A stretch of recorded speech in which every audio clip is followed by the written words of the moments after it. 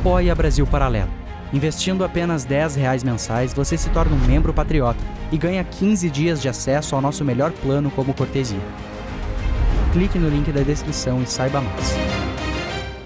Sério, eu vi aquilo ali umas 20 vezes. E cada vez que eu vi, eu falava assim, meu Deus, o cara provou a existência de Deus na música, sabe? Calma. Não, juro, pra mim ficou provado ali muito claramente. Só que você teve que explicar rápido, evidentemente, por causa do documentário em si, né? Que é o formato. Mas se você primeira puder... arte, hein, galera? Assista Não, a primeira arte, editor, Tá no coloque aí a YouTube. primeira arte, que é maravilhoso. Não, aquilo ali é espetacular. Aquilo ali é espetacular. E aí você mostra que uma nota busca a outra nota, né? Sim.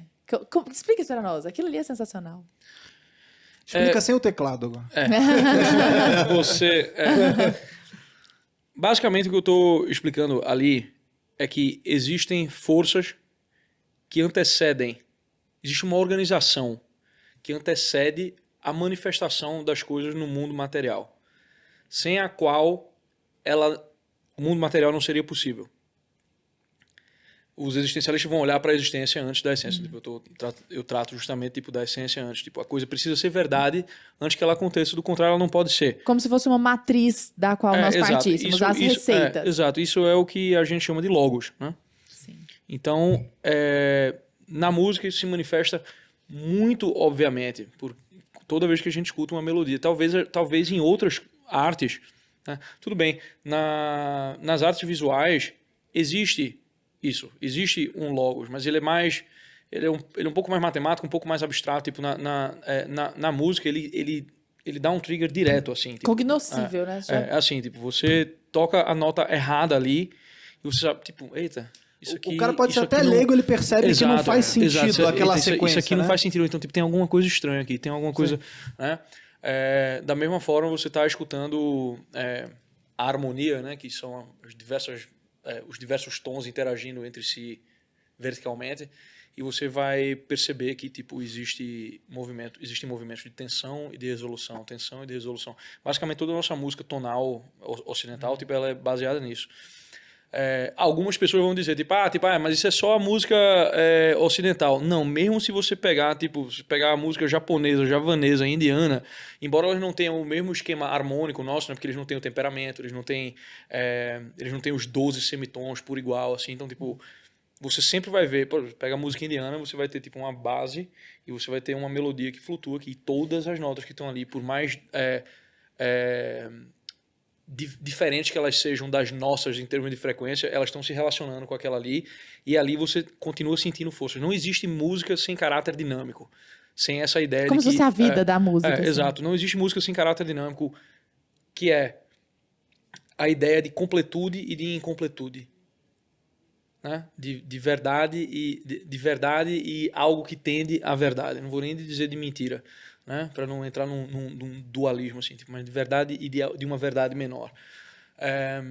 Então, em todas elas você vai encontrar isso. Na nossa tradição, ela se organizou na forma que a gente conhece no temperamento por igual, tipo a harmonia tradicional que a gente tem, e depois degenerou, eu diria, na harmonia funcional. Então, tudo isso precede a existência de um violino. Isso já era verdade desde muito antes. Isso tem que ser verdade desde a eternidade para que isso possa se manifestar aqui. Então, Isso não foi inventado, foi descoberto. Isso igual foi a matemática. Exato. Né? É igual a matemática, né? Alguém descobriu, mas ninguém chegou e falou, isso tem que ser assim. Perfeito. Exato. Perfeitamente. E esse, para mim, é o ponto fundamental, porque a crise que a gente vive na música, principalmente na música erudita hoje, né? A música erudita, ela vive um problema que ele tem duas frontes. É um problema que está, de certa forma, descrito por Ortega y Gasset na questão de especialistas e barbárie. Né? Você hoje criou um nível de especialização na música erudita que você só tem grandes intérpretes. Né? Então, tipo, são as pessoas que vão... Porque isso é uma arte que demanda muito tempo e demanda um tipo de concentração, né, para você interpretar a obra de Beethoven, tipo, de acordo com uma tradição, e ainda colocar o seu próprio... Você pega, por exemplo, né, o nosso pianista Álvaro Siviero interpretando o concerto Rachmaninoff número 2, que é o que ele, né, ele sabe de cor e salteado. O que leva... para ele fazer aquilo ali, o tanto de devoção que leva para ele fazer aquilo ali, gera um nível de especialização, certo? Só que, óbvio, né? O nosso Álvaro ele tem a visão do todo. Mas isso não é verdade em relação ao resto do mundo da música erudita. O resto do mundo da música erudita se separou. Você tem os intérpretes, que foram para um lado, e você tem os compositores, que foram para outro. E esse outro lado, que é o lado dos compositores, eles foram para o lado moderno do decafonista, que é um pessoal que negou o Logos, negou essas forças que existem na música. O primeiro deles talvez tenha sido realmente Schoenberg, né, que com o dodecafonismo ele resolveu criar uma nova ordem. A gente viveu o nosso período de música tonal todinho no Ocidente, assim, baseado na ordem diatônica, né? Tipo aquelas 7 notas. Né, o cara quis fazer uma reforma ali.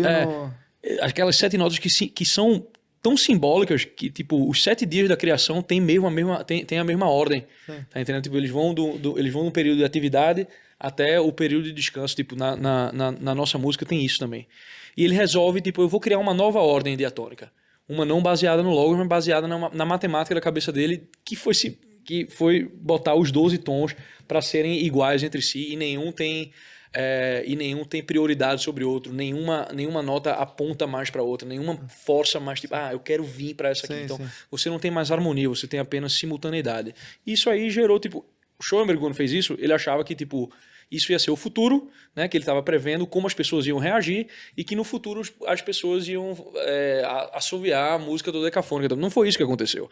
Né? Hoje o pessoal tipo, vive uma forma degenerada da música tonal ainda, né? E o dodecafonismo está lá tipo, nas academias. Você vai, tipo, eu tive há uns 3 anos atrás resolvi ir num concerto da Harvard, né? Departamento de composição da Harvard, ou seja, tipo, uma das universidades mais prestigiosas dos Estados Unidos. Tipo, para você ser compositor lá, você tem que saber o que você está fazendo e tal. Tipo. E eu fui tipo, um negócio grotesco, um negócio absurdo. Assim. Chegou uma professora lá para de decadência, para apresentar a fuga dela para um órgão assim. Tipo, eu digo, meu Deus, tipo, Bach usou o órgão tão bem, vocês estão fazendo isso? Tá entendendo?